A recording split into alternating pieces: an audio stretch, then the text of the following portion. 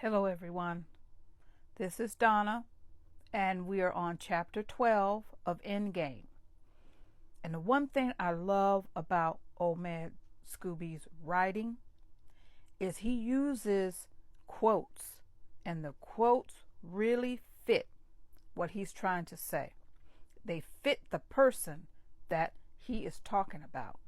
Chapter 12 is Skilled Survivors, Camilla and Kate, Windsor Women.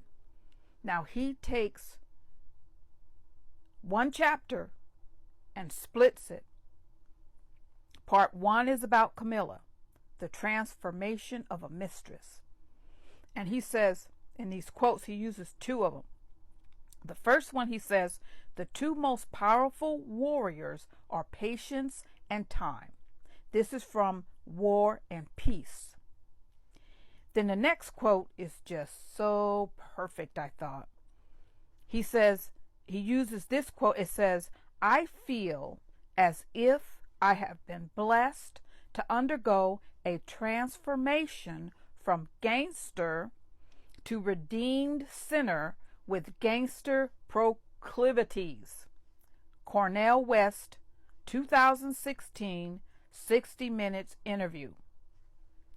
Now, in his chapter about Camilla, he gives us a history I didn't even know about. He talks about where she comes from, her roots. He also talks about how Camilla is really good at smoozing and delighting, okay? He talks about how she's very natural about this. And when you read the chapter on Camilla, he talks about that Thomas Cubitt is her triple great grandfather. I never knew that. He was a builder who oversaw construction of many of the mansions in Belgravia. And matter of fact, he's mentioned in a series called Belgravia that's really, really good. And I was thinking, as I'm reading about Camilla, okay, you can be well brought up and still be a criminal. Okay? Many criminals' children are well brought up. Let's not forget that her great grandmother was a mistress of the King Edward. So he talks about Camilla in a way that he tells you who she is, okay? But he also talks about how she has become friendly with people. And he talks about the crown, how the crown threatened to knock her down and such as, okay? So his portrayal of Camilla is very good. Then he goes to Kate. Now he says about Kate, he uses a quote from Princess Diana that says, we've all seen the families of skilled survivors. Their strength comes from within and was put there from their earlier days. This is from a 1993 keynote speech that Camilla made. And he talks about how, number one, there's not a lot to write about Kate. Now, one thing that came across to me when he was talking about Kate is that he likes Kate. And remember, Meghan, Duchess of Sussex, said that Kate was a very nice person. It seems that the only things that are written against Kate comes out of the palace.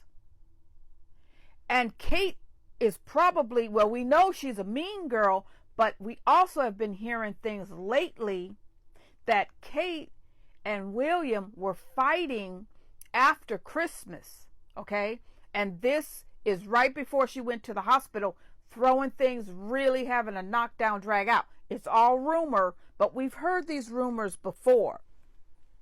Kate comes across in his book, and I'm beginning to think that a lot of the things that we've been hearing about Kate, now we've seen her attitude, but we know she's crazy about Harry, and Harry was her only lifeline, and Meghan and Harry left. and that left her all alone with William.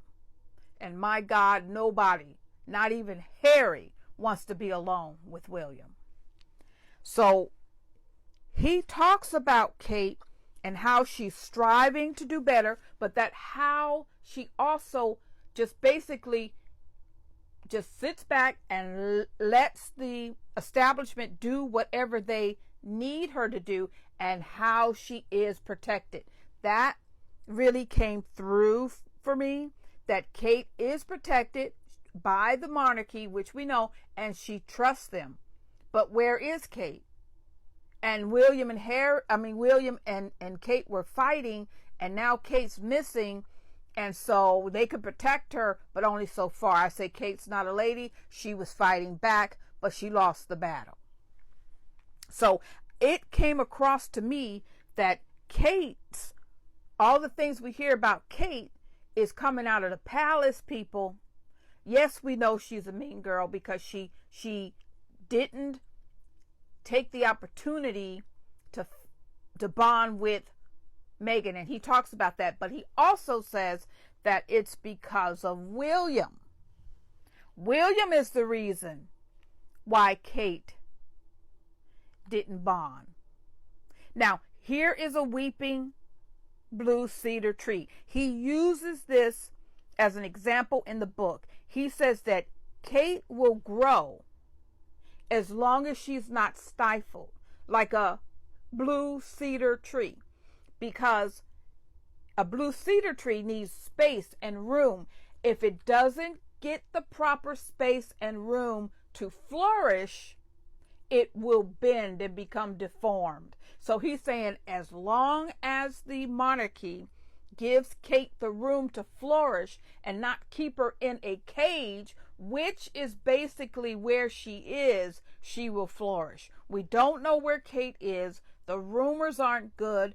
There's a question to that so-called bench video. Is it AI? And Kate still isn't around, and they're saying that she probably won't be around until October. So something's wrong. I pray to God it's just plastic surgery. I do. I hope that she's all right, because the rumors that are coming out of the palace and the things that the palace are saying about her, that she's crazy, she does crazy things, she does dangerous things, and these things are coming out the same way they came out about Meghan and Diana. And after reading this chapter, listen, if you haven't purchased Endgame yet, do it. Read chapter 12.